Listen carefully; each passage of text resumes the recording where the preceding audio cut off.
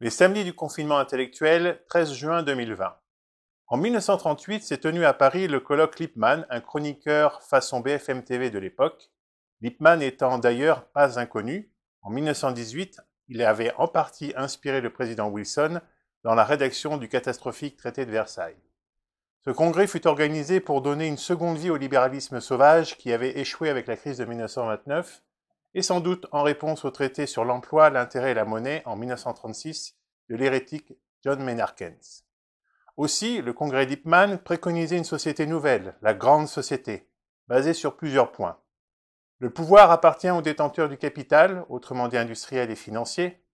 La masse s'exprime au travers des experts à la disposition de l'État au niveau des sondages et des expertises scientifiques, omniprésent en relation incestueuse et corrompue avec le capital privé. Cette masse, que nous appellerons plutôt le peuple, est par principe atomisée. Autrement dit, les individus sont isolés les uns des autres et œuvrent à nourrir leur propre égoïsme dans leur coin, devant s'adapter en permanence au monde économique sans cesse en mutation. Mais la clé de voûte de cette architecture de domination, ce sont les médias, qui à l'époque étaient le cinéma naissant, la radio tout aussi vierge, et bien sûr les journaux. Aujourd'hui, nous devons y inclure la télévision et bien évidemment Internet. Or, ces médias sont tenus par les plus riches, les tenants du capital financier et industriel. Le confinement récent n'a fait que conforter l'assise puissante d'Internet au travers de Facebook, mais aussi de WhatsApp qui appartient à Facebook, Instagram qui appartient à Facebook, Zoom qui appartient à Facebook, mais aussi tant d'autres qui heureusement n'appartiennent pas à Facebook. Plusieurs internautes se sont scandalisés en constatant que leurs discussions étaient effacées, censurées, leurs comptes bloqués par des algorithmes informatiques. Ils oublient que tous ces gadgets sont des propriétés privées et que donc le patron de la discothèque fait ce qu'il veut dans son club. Beaucoup pensent que durant cette période particulière, les bénéfices mirobolants qu'ont connus les GAFAM, Google, Amazon, Facebook, Apple, Microsoft, reviennent de la publicité. En fait, ce sont nos données personnelles qui les enrichissent.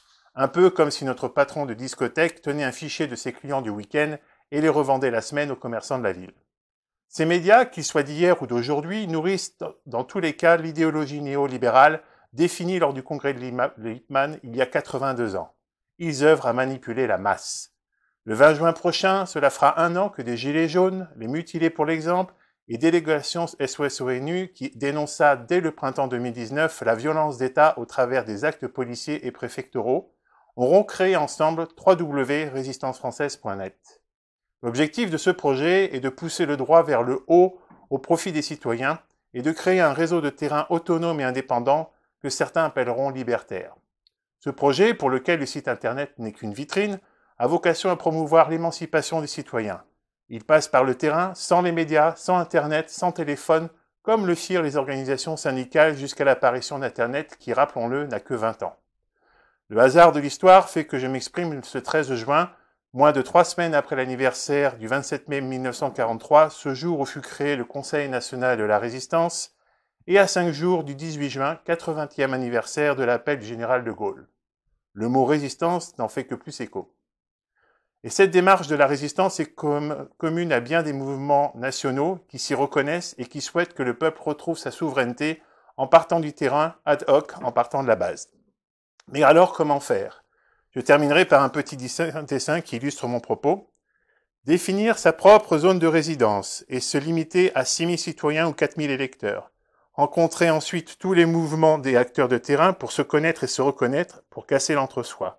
Convenir de rester en contact sous forme d'alvéoles humaines avec au moins 5 autres personnes.